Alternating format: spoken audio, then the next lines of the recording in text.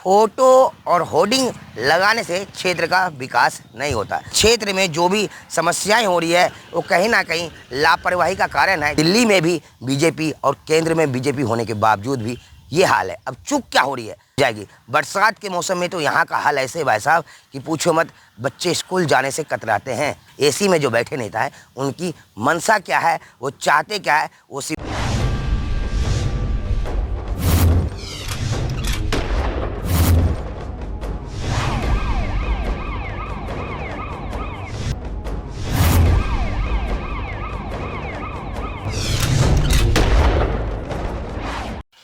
नमस्कार, स्वागत है हमारे चैनल में जिसका नाम है बजाते रहो। हमारे चैनल सच को छिपाता नहीं बल्कि झूठ की बजाता है। लगातार बार बार कंप्लेन आने के बाद आज हम लोग फिर से उसी वार्ड में आए हैं जो कि वार्ड नंबर 185 एस की है।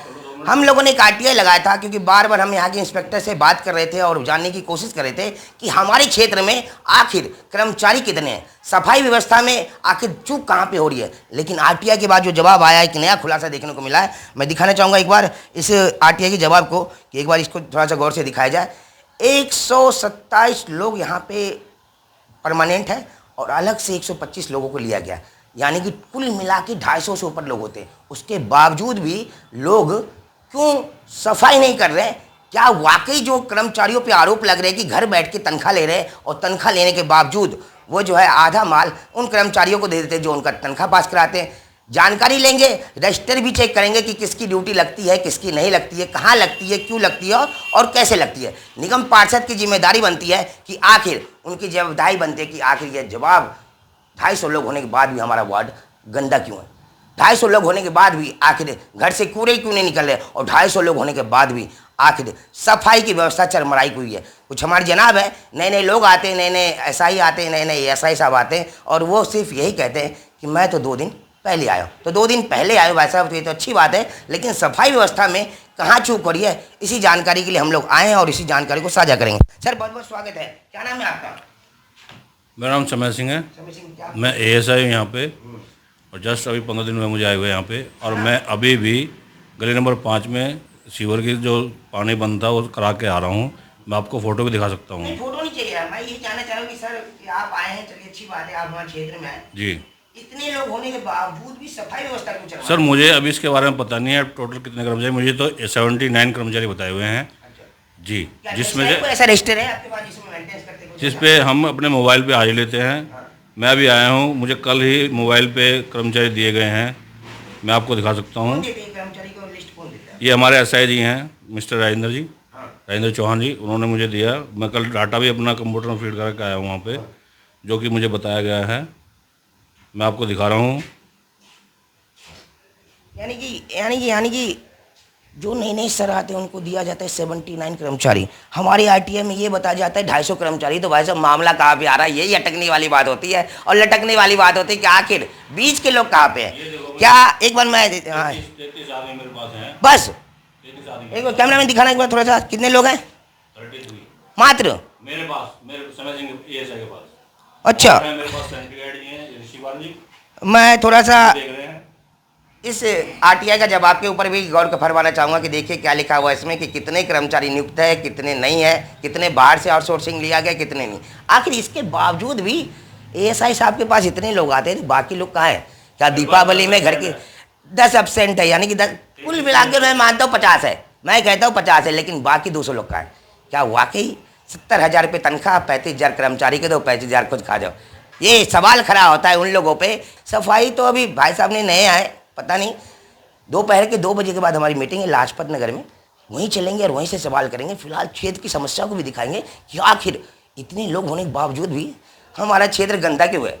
अभी जो 15 अगस्त की तैयारी थी, रेखा गुप्ता ने बोला था जिसका वार्ड चमकेगा उसको हम लोग इनाम देंगे, लेकिन ये हमारा वार्ड उस लायक था ही नहीं, क्योंकि लोग तो थे लेकिन सफाई व्यवस्था चरमराई हुई थी, इसलिए वो वार्ड नहीं बन पाया सफाई के नंबर 1, जिसके कारण आज भी हमारा मदन बुखादर झुग्गी झोपड़ी कॉलोनी कहलाता है, यानी कि जे कॉलोनी झुग्गी झोपड़ी कॉलोनी कहलाता है। छोटे से ब्रेक लेंगे, ब्रेक के बाद क्षेत्र की समस्या के बाद चलेंगे, उन लोगों के पास भी चलेंगे जिनके घर पे आज भी पूरे उठाने के लिए ना कोई गाड़ी आई, ना कोई कर्मचारी आया और ना ही उनके गलियों में कोई झाड़ू लग पाए। छोटा सा ब्रेक लेते हैं।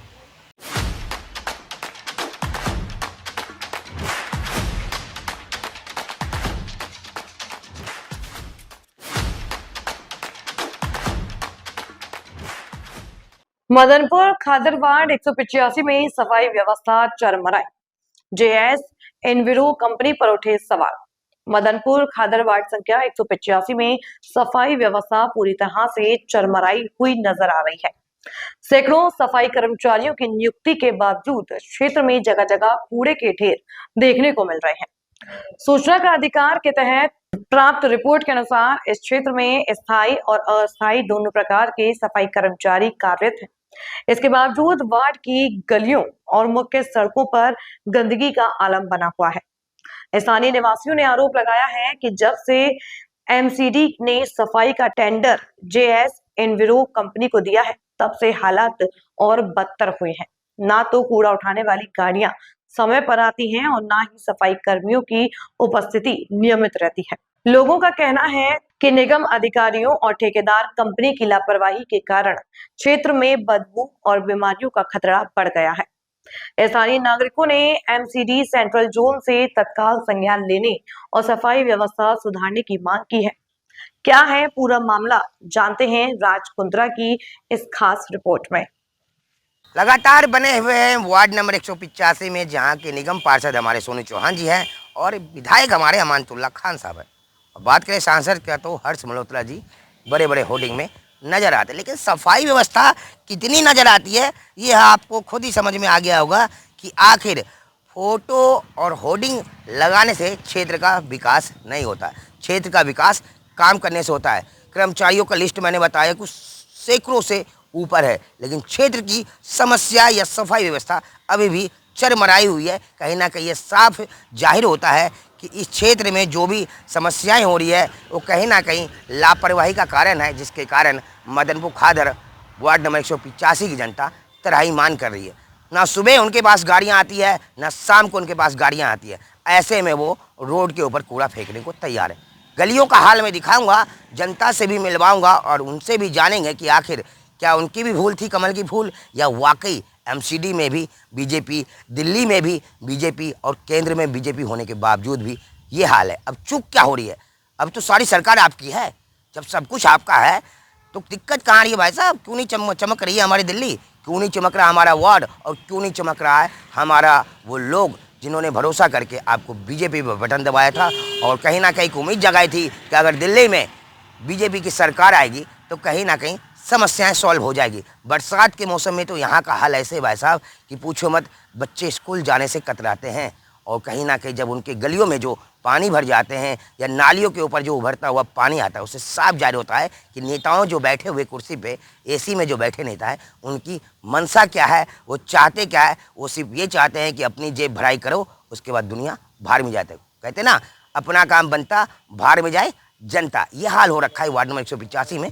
कूड़े के ढेर अलग अलग जगहों पे दिखाऊंगा। सिर्फ खाना पूर्ति के लिए सुबह हो या शाम इसको हटा दिया जाता है, उसके बाद फिर से वही सैकड़ों लोगों का जो तनख्वाह आता है उसमें से कहीं ना कहीं वो सारे अधिकारी लिप्त है जो उसके साथ शामिल है। क्योंकि मलाई खाने में हर कोई अपना नाम सबसे ऊपर डाल रखा है, जिसके कारण क्षेत्र की समस्या आज भी कहीं ना कहीं जो है चरमराई नजर आ रही है। गंदगी का ढेर, कूड़े का ढेर जगह जगह नजर आ रहा है, जिससे साफ पता चलता है कि हमारे क्षेत्र का नेता कैसा है, उनकी मनसा क्या है। लेकिन आने वाले समय में जनता ने भी ये ठाना है कि इस सरकार को हटाना है और हटाने के बाद उनको बताना है जिन्होंने कई वादे किए थे, जिन्होंने चुनाव से पहले ऐसे वादे किए थे जिस पे भरोसा जनता ने जताई और उसके बाद उनके भरोसों को तोड़ा गया, उनके विश्वासघात किया गया। और आज उनका क्षेत्र ऐसा क्षेत्र बना हुआ है कि जहाँ कूड़े नहीं, कूड़े का ढेर बना हुआ है। और लोग कहते हैं कि हमने जो है स्वच्छ भारत अभियान चलाया है, हमने जो है गमला फूल लगाया है। ऐसा नहीं होता भाई साहब। गमला फूल लगाने से अगर क्षेत्र चमक जाए तो मज़ा कुछ और आ जाए, लेकिन ऐसा नहीं होता है। गमला फूल लगाया आपने